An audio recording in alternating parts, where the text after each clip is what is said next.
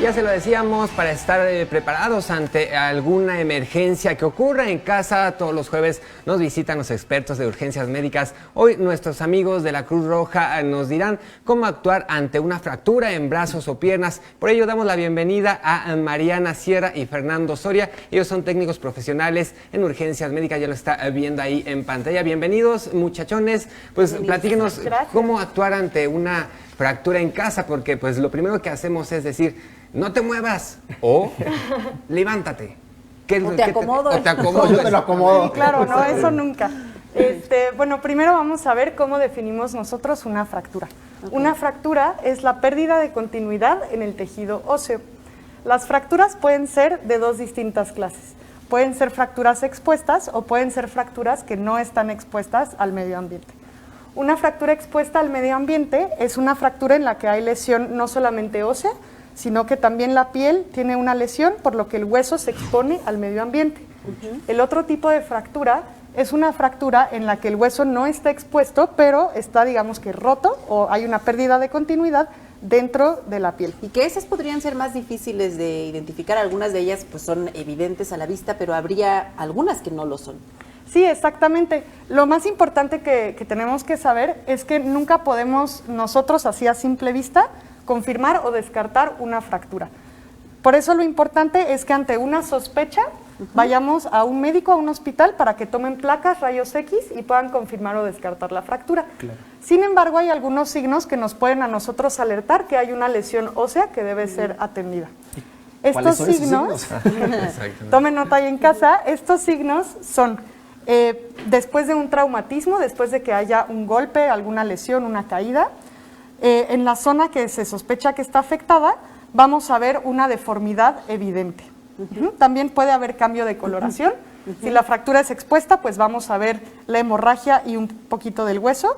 Si la fractura no es expuesta, vamos a ver la deformidad, el enrojecimiento. Va a haber muchísimo dolor en la zona, va a haber afectación en la movilidad y probablemente haya también... Es decir, que si puedes mover la mano, no es una fractura, porque es común, ¿no? Que te caes de la bicicleta, claro, como mamá, a ver, mueve los dedos. No, ya los moviste, mueves la mano, estás entonces bien. No estás fracturado. Estás bien. No, sí puede haber movilidad, pero la movilidad se va a ver afectada sobre todo por el dolor. Okay. Si ya no hay ningún tipo de movilidad en la extremidad más pegada a la zona de lesión, es probable que haya una complicación por la fractura. Mariana, Fernando, yo he escuchado muchas veces, sobre todo casos de gente que está en su casa y que se pega con el mueble en el dedo chiquito del pie, ¿no? Que es muy común. Ay, me duele el dedito, no sé qué, no le hago caso. Y al cabo de un tiempo, pues tengo el dedo chueco, van al médico, es que te lo fracturaste. ¿Qué pasa ahí? Sí, por eso es importante nunca desestimar o nunca minimizar una lesión que causa mucho dolor o donde hay edematización, es decir, donde hay una inflamación y donde hay cambios de coloración. Si vemos que el dedito o que la lesión en una pierna o en un brazo empieza a ponerse muy morada, muy roja o incluso un poco negra, es importante asistir al médico para que sea tratado. Físicamente, ¿cómo se siente una fractura? Pues...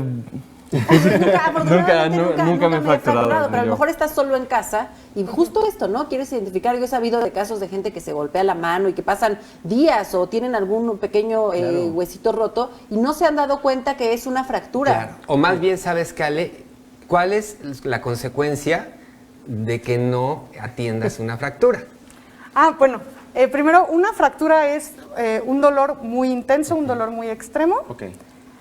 Con las afectaciones que ya les comenté antes, y puede haber complicaciones si esa fractura no es tratada, sobre todo para lo que nosotros llamamos el paquete neurovascular, es decir, que el hueso puede comprometer los vasos sanguíneos o los nervios que pasan por esa zona.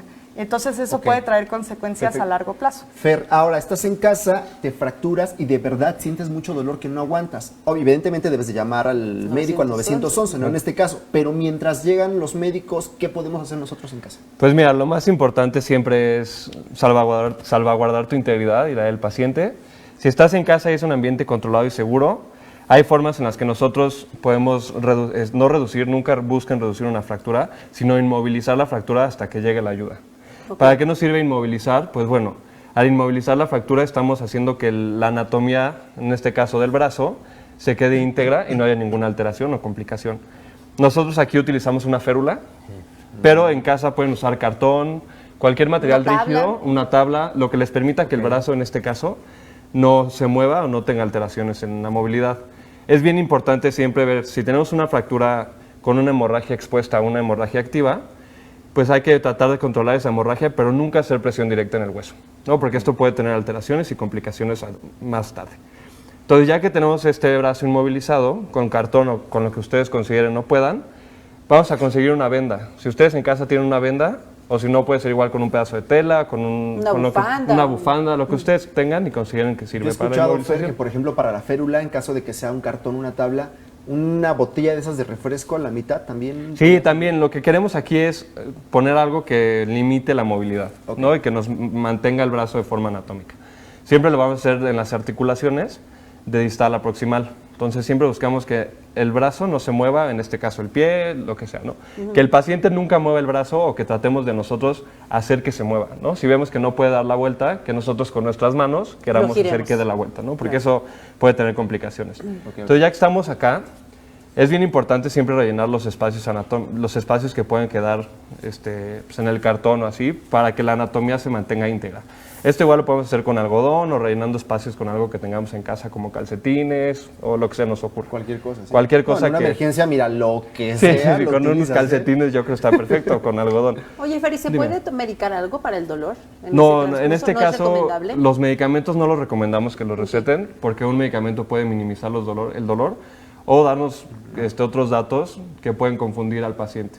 Entonces el médico es necesario que presente al paciente sin ningún medicamento para que él pueda saber si los signos son reales o si no están alterados por...